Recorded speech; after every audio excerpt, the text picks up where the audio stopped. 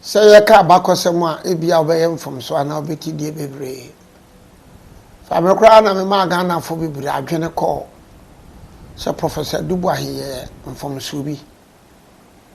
When I was in the secondary school manhunu da university manhunu da me be ye lawyer manhunu da me ye lawyer di mu akotere pa no me free program we as na fe me kenkan pi no and I'm say Professor Boahen or trust statement we said Asante Techiman war and then Asante Techiman war Asante Bono Manson war Asante Bono Manson war and the Boahen book was published in 1965 in 1965 and now can Asante and it's a giant so trono sir FK Boaz so trono sir ono mda e book kura o say no ayiru but that is history and madam ase madam nkran shase o manimfo akuku dan sometimes if you cry na me kana from so ba for instance na meda captain retire koda ase and already so the boys na minim no but captain retire koda de minim no pa ofra me ka kire me say last week the no amekan no kwashiga ku no a otia no anya 79 kwashiga ku no a osia no na 83 payina po kan so no mesan ko check ye no na musa yampa enti captain retired koda medawase anze ku no ye mienu ye omo ye June 4th 1979 no san 31st December so kwashika then was the 1983 one na June 4th dia no dia na enye kwashiga mfa koda kra ma me say na boache jan any mainstream num sa na tashiri ene alanko na ba chamfo no but na soja mu no uhia panyini bi a obema mo command until they quickly fell on Captain Major General Captain Wachijan, and he gave them the command until that was the point of correction. Medanase pa the inward looking tribal bigots, yes, that is the proper description. Inward looking tribal braggarts bigots. Inward looking tribal bigots, braggarts, let me add. Inward looking tribal bigots, braggarts.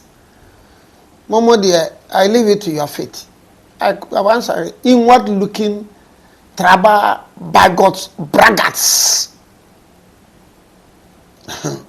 Mamu dia na unkabi my na ya tribalistic na yanto abama MPP. I call them inward looking tribal bigots, braggarts.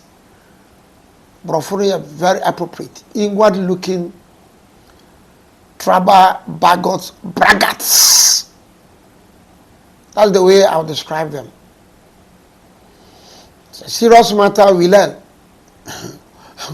Tribe nanu wakonya ukro wakonya no nanu anko akon na ye kan omo nanu ko akon ho asemo. It doesn't make any difference. Akasa nanu ko akon sanya untimi mo ba akokora dini. Ebinim so nanu ko akon bebre. So I don't need to waste my time. And it's a memory. And I don't. Because Jesus the Christ, the crime for Cassette. Now let's come to this issue of the LGBTQ as someone Aje Interhano. Menya kwai share old law.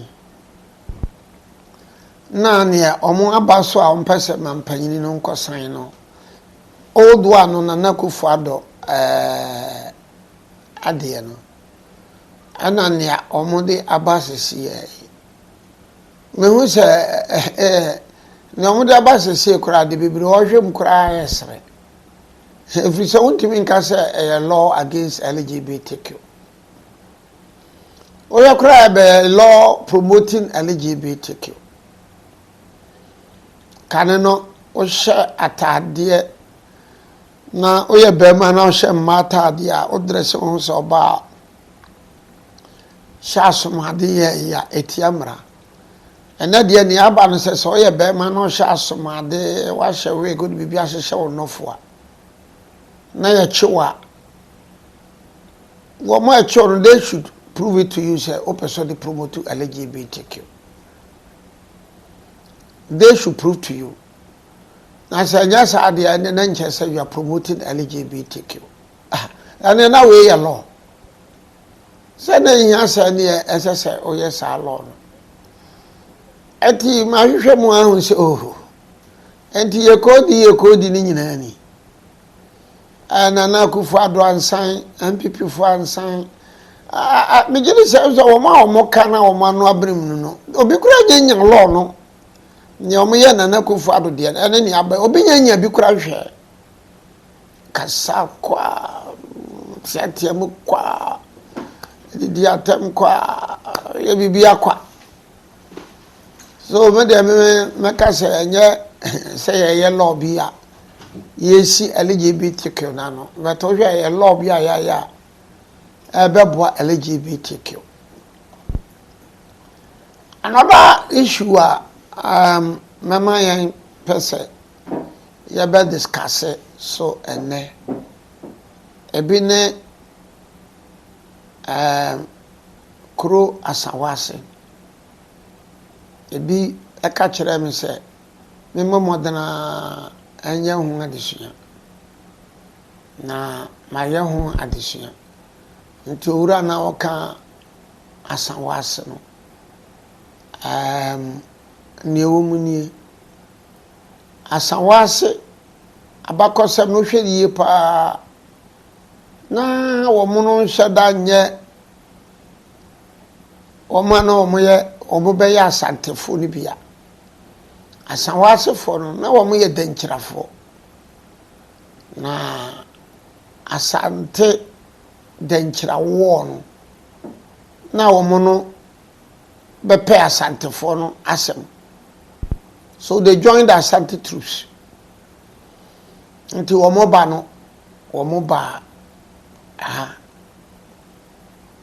omoba ye no omoma omo baby try the victorious Asante troops no ba no omo na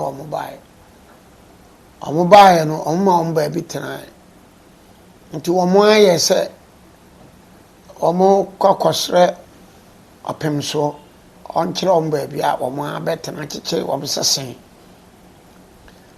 opemso kyere omo baabi na omo koye na asawa dua si ho asawa enti obi ko se me ko asawa no ase me ko asawa na ase nkrofo na omo te asawa na ase vara asawa ase no ya kwa fom pa kese no ya nim kwaye mu no ya di esunwe wa watena kurase te same wa oni me kurase no cotton ya di mi ya nananum kan ya nananum de nwono ahoma ena efre wasa so asan wase no enye se sremfo binim na betena ho ana sremfo binim di adabe na enana me abakosem no the first thing was no na friend confuse ene ninu Asante ene ninu abata asedua omo na betena asawase first confuse ene ne nua Asante ene ne nua Ataasi dua omo baa ne Ataasi dua no na mema no ye mienu confuse na Asante enti baabi a Masarachi kese no pa si wo Kumase no eye Asawa asefo asase baabi Asawa ase police station no wono so eye Asawa asefo asase na Asawa ase police station no ana Masarachi kese no so se ne masi aka no eye Asawa asefo asase enti na mo bisa na sana ekere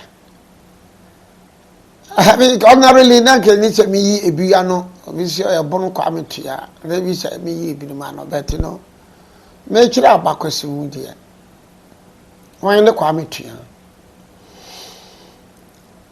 metua dini ba around 1896 to 1900 na Kwame Tua nse oti asem no a wo fa akira kobo police fo amane na wo mo kobo abrofo na amane na wo mo amano sika enti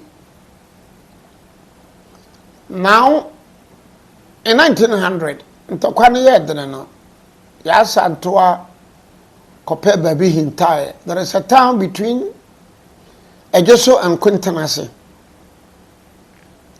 ona ya Asantoa ekope share na Kwame Tua nya information no okoka kire the British troops no na ebinum ye bebre ye srimfo enti wa wonim Kumase no se wo call museum between museum and poku trading no okọ abomodena kogina ho na hwedini no omom ko East Africa kokon ye omom be ya fakwese no ayesrimfo. So after they captured Asantoa no so Kwame Tua no no ye nyina no boys so soma wo nti ebedadi na Kwame Tua yare da ho so Asante for no yeah the monument around the post office and na American between museum and poku trading. So because you be a bono Kwame Tua, it shows that person's ignorance. When you are talking about Kwame Tua, you are talking about a kingdom, the Asante kingdom. Bono has never been a kingdom. Bono has never been a kingdom. Asante a kingdom. So you see how people advertise their ignorance. Nimshi on tissue on siare wada sorry wa twitwiri nese what Kwame Tua. Kwame Tua ye a kingdom when we are discussing the kingdom. Enti mo amopese musua abakosem no munya adaje na musua abakosem mo amopese musua de ensoso munya adaje na musua de mesra mo amomfa mo hontoto binu mu a you know there are some group of people in this country they have no history to tell the world omuni abakosem ka kire wiase. So omuni abakosem ka kire wiase no hote so bi ka na abakosem a na agese na ni abre hote se Asante fo ka o abakosem a hote se Gonja fo ka o abakosem a hote se Dagomba fo ka o abakosem a hote se Mamprusi ka o abakosem hote se Nanumba fo ka o abakosem hote se Anwolon ka o abakosem otise ahanta eka o mabakosem otise sahwi eka o mabakosem otise wasa eka na bakosem oni history otise that Nkranza has a very rich history Obviously, when are you replying Kevin Taylor? I will not reply Kevin Taylor. I say, why are you replying Kevin Taylor? I will not reply Kevin Taylor. So when I am not replying Kevin Taylor. So, we have some more comments. I'm on for the man who was, you know, it's sufficient enough. I don't need to.